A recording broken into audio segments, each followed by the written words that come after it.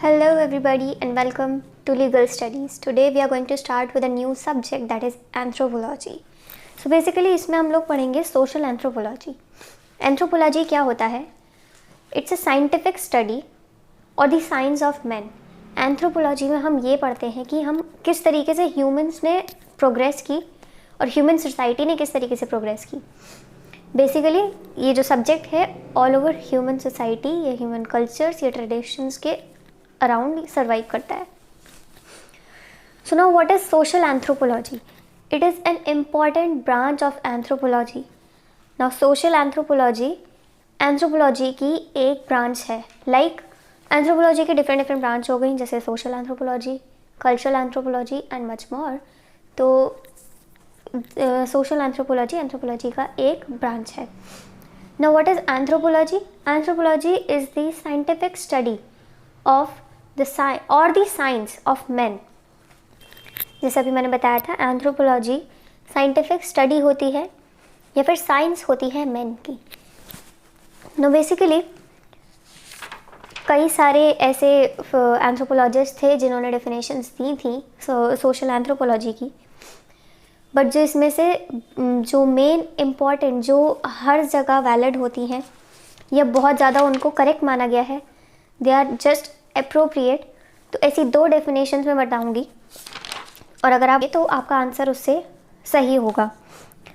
वैसे तो इसके अंदर पिडिंगटन ने भी एक डेफिनेशन दी थी, बट उसकी डेफिनेशन को थोड़ा नैरो माना जाता है बिकॉज उसके अंदर क्लियरिटी नहीं मिली थी कि बेसिकली सोशल एंथ्रोपोलॉजी क्या है. तो जो सबसे करेक्ट डेफिनेशन मानी जाती है वो मानी जाती है डॉक्टर S.C. दुबे की. लेट्स सी वो क्या है. According to doctor S.C. Dube, social anthropology is that part of cultural anthropology which devotes its primary attention to the study of social structure and religions rather than material aspects of the culture. Now इनके हिसाब से जो definition है उसको हम parts में समझेंगे, छोटे छोटे पार्ट्स में उसको डिवाइड करेंगे. सबसे पहले जो लाइन है वो है social anthropology is the part of cultural anthropology. जैसे अभी मैंने बताया था, एंथ्रोपोलॉजी के कई डिफरेंट पार्ट्स होते हैं. तो एक पार्ट होता है कल्चरल एंथ्रोपोलॉजी. तो इनके according social anthropology cultural anthropology का एक पार्ट है which devotes its primary attention to the study of social structure and religion. Now social anthropology cultural anthropology का एक पार्ट है जिसका प्राइमरी अटेंशन, जिसका प्राइमरी फोकस सोशल स्ट्रक्चर्स और religion की स्टडी में है. मतलब सोशल स्ट्रक्चर्स में क्या आते हैं? आपका रिलीजन हो गया, कल्चर हो गया, या सोशल इंस्टीट्यूशंस भी कह सकते. सोशल एंथ्रोपोलॉजी कल्चरल एंथ्रोपोलॉजी का एक पार्ट है जिसका मेन अटेंशन या जिसका main focus social structure and religion की स्टडी पर है rather than material aspects of the culture. जो कल्चर के मटेरियलिस्टिक एस्पेक्ट्स हैं उन्हें छोड़ करके सोशल एंथ्रोपोलॉजी सिर्फ सोशल स्ट्रक्चर्स और रिलीजन्स की स्टडी है. आई होप ये आपको बहुत क्लियर होगा. मैंने तो अब इस डेफिनेशन से हम क्या समझ सकते हैं? इस डेफिनेशन से हम ये एक कंक्लूजन निकाल सकते हैं दैट इट इज़ दस clear that social anthropology studies the different aspects of social structures such as social institutions, social religions, etc. Cultural anthropology, which treats to social phenomena, is called social anthropology. तो हम इससे ये conclude कर सकते हैं कि social anthropology जो है वो सोशल स्ट्रक्चर के डिफरेंट एस्पेक्ट्स या फिर डिफरेंट पार्ट्स को स्टडी करता है. जैसे डेफिनेशन में दिया हुआ है सोशल स्ट्रक्चर्स एंड रिलीजन्स, तो ये सोशल स्ट्रक्चर्स के डिफरेंट पार्ट्स को स्टडी करना सोशल एंथ्रोपोलॉजी है. या फिर हम ये भी कह सकते हैं कि कल्चरल एंथ्रोपोलॉजी का वो पार्ट जो सोशल फिनोमेनास को ट्रीट करता है वो सोशल एंथ्रोपोलॉजी होता है. ना सोशल फिनोमेनास मतलब मैरिज हो गया या रिलीजन हो गए, इन सब चीज़ों को स्टडी करना सोशल एंथ्रोपोलॉजी. बेसिकली जो समाज में जितनी भी रिलीजियस एक्टिविटीज़ हैं या जिस तरीके से हमारा कल्चर वर्क करता है, ये सब सोशल एंथ्रोपोलॉजी में ही आता है। नाउ चार्ल्स विनिक ने भी एक डेफिनेशन दी थी सोशल एंथ्रोपोलॉजी की, और उनके अकॉर्डिंग सोशल एंथ्रोपोलॉजी एक कंपैरेटिव स्टडी है। और कंपैरेटिव स्टडी कैसे है, ये उनके डेफिनेशन से पता चलेगा। तो डेफिनेशन क्या थी? Social anthropology is the study of social behaviour specially from the point of view of systematic comparative study of social forms and institutions. अब इनकी डेफिनेशन जो है थोड़ी टेक्निकल सी लगती है। इसका ब्रीफ में मतलब क्या है? Social anthropology is a comparative study of social behaviour and social phenomena of men of all countries and ages. मतलब इनका कहने का मतलब ये था कि सोशल एंथ्रोपोलॉजी जो है सोशल बिहेवियर और सोशल फिनोमिनास की कंपैरिजन है। अब कंपैरिजन किस में है? सोशल बिहेवियर, सोशल फिनोमिना में कंपैरिजन नहीं है। अलग अलग कंट्रीज़ की जो मेन हैं, जो ह्यूमंस हैं, और अलग अलग कंट्रीज़ में अलग अलग एजेस पे जो ह्यूमन बींग्स हैं, उनके सोशल बिहेवियर और सोशल फिनोमिनास का कंपैरिजन है। मतलब एक मेन या एक कंट्री का कंपैरिजन दूसरी कंट्री के सोशल बिहेवियर और सोशल फिनोमिना से है। तो इस तरीके से ये कंपैरेटिव स्टडी है। एक बार रिवाइज करके देखते हैं कि सोशल एंथ्रोपोलॉजी एक कंपैरेटिव स्टडी है बिटवीन कंपैरेटिव स्टडी है सोशल बिहेवियर और सोशल फिनोमिना की। कंपैरेटिव स्टडी किसकी है? कंपैरिजन किसके बीच में है? Men's of different countries and ages. तो ये हमारा हो गया नेचर और या फिर what is social anthropology. Now let us start with scope of social anthropology. So now we are going to study with scope of social anthropology. The field of anthropology is very wide, of course. हम लोग different parts of cultures को पढ़ते हैं, social institutions को पढ़ते हैं, economic institutions को पढ़ते हैं, और पॉलिटिकल एस्पेक्ट्स को भी पढ़ते हैं। So the main branches of social anthropology are given below.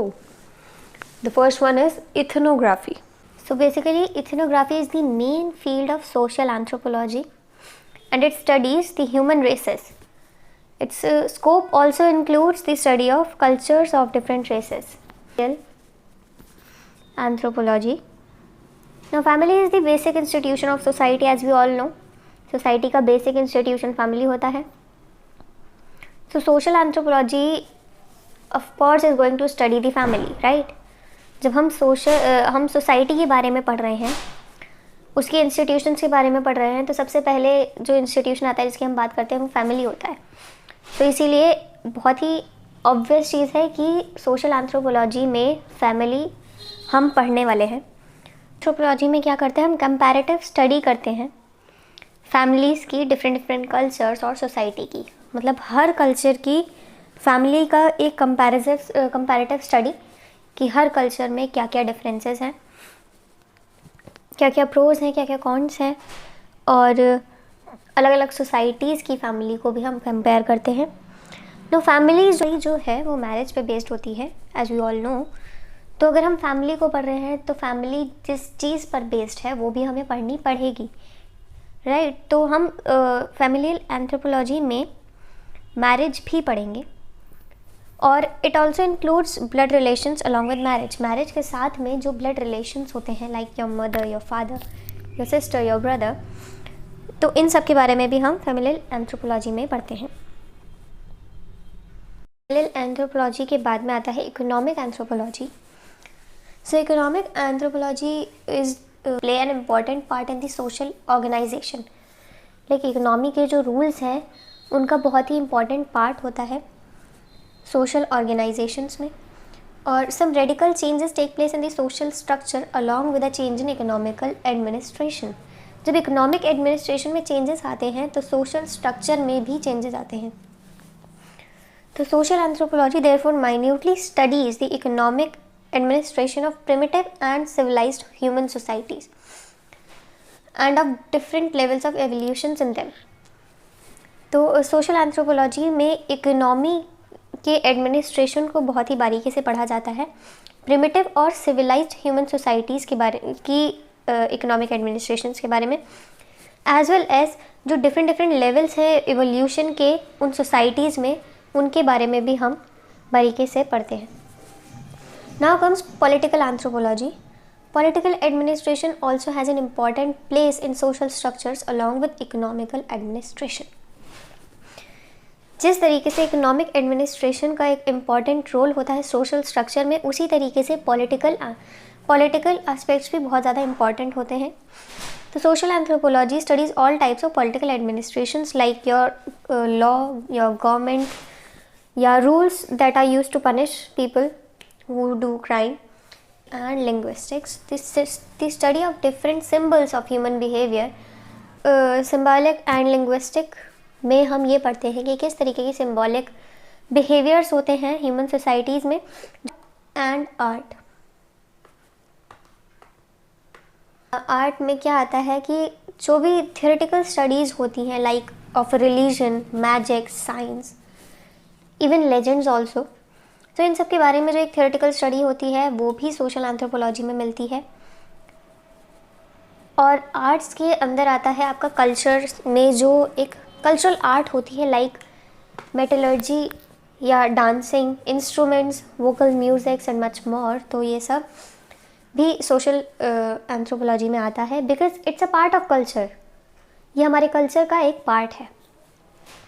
So this is with social anthropology, its nature and scope. Now tomorrow we are going to study cultural anthropology.